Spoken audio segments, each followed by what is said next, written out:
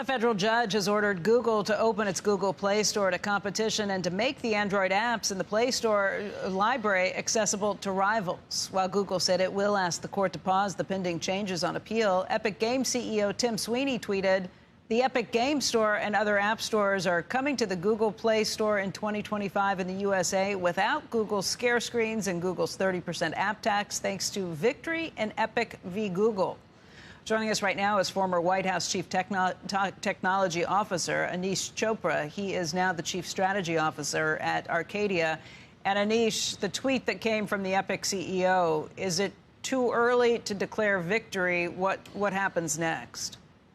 Well, for sure, Google will appeal. The facts don't look great in Google's case in the sense that a lot of anti-competitive policies are driven by what's learned in discovery.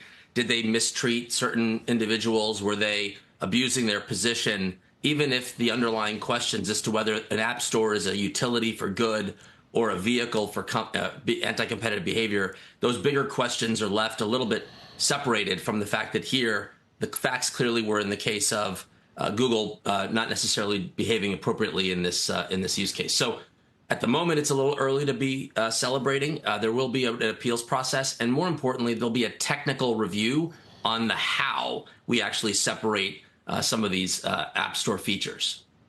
Aneesh, I've been going back and forth, just kind of kicking it around. On the one hand, I understand that this is something that's similar to what Microsoft faced, to say, OK, it's too big, it has to be able to share, got to have access from other people coming through. On the other hand, to think of this as a utility, as you just laid it out, OK, they built this store. Now you're going to say this is essentially the same as a utility where we gave you the land, we allowed you to build these things and build something up, and now you need to share it with everybody. Is that really the case? Is Google's App Store or Apple's App Store the equivalent of a utility at this point?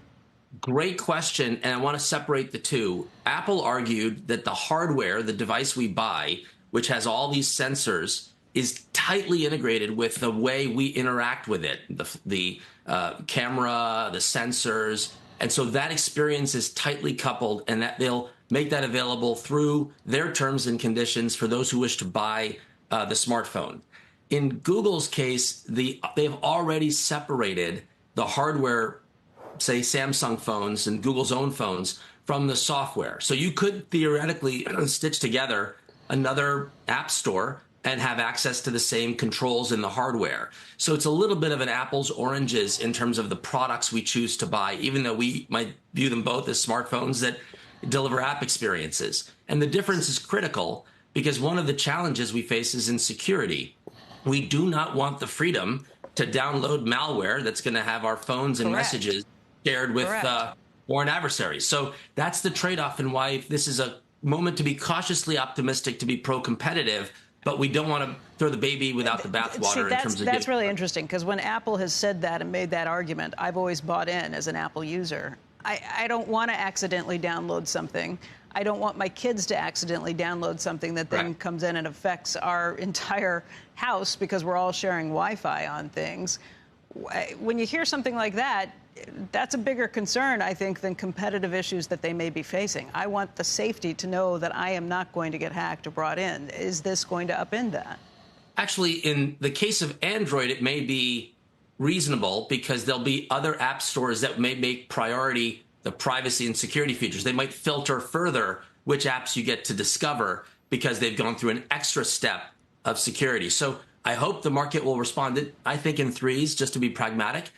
There may be trusted brands that we know, Meta, in this case, Epic Games, and they'll say, you know what, you trust us and we'll give you the experience curated for you and reduce the fees. But that'll only be for the 1%ers. This is kind of ridiculous when you start explaining it this way. Do we really need more competition on this? I need more games brought into my life. I need more of these stupid apps.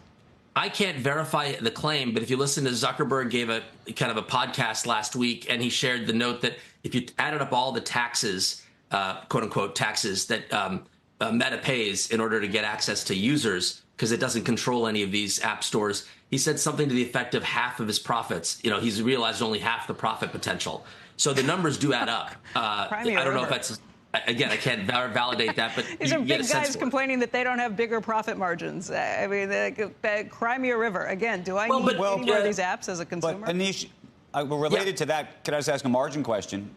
The real question to me is whether, and the argument from a competitive standpoint would be that if Mark Zuckerberg could, quote unquote, get higher margins, that he would actually lower his price and it would be better for consumers. That's the only way to think about it, unless you think that he would just capture a higher margin, in which case that's a different story. Yeah. Correct. Well, for sure, the economists would argue you put these assets to their highest and best use, and you'd have a mixture of consumer surplus. Hopefully, you'd have some reinvestment in R&D. But the main point I would suggest to you is that the line here in an open platform like the Android operating system does allow for this conversation to be had, much like the net neutrality debate with broadband. We don't want CNBC to have a slower speed when running on a Fios home network because we only have really the choice to pick the one cable carrier or two in our typical household. So in the way, there is a little bit of a, if you've got the privileged prime seat, you got to be a little bit fair to all. And hopefully that fairness is driven a lot more by the value to the, the app ecosystem than to the rent seeking in the middle. That's a reasonable argument to say how close is the app store market to the broadband net neutrality debate.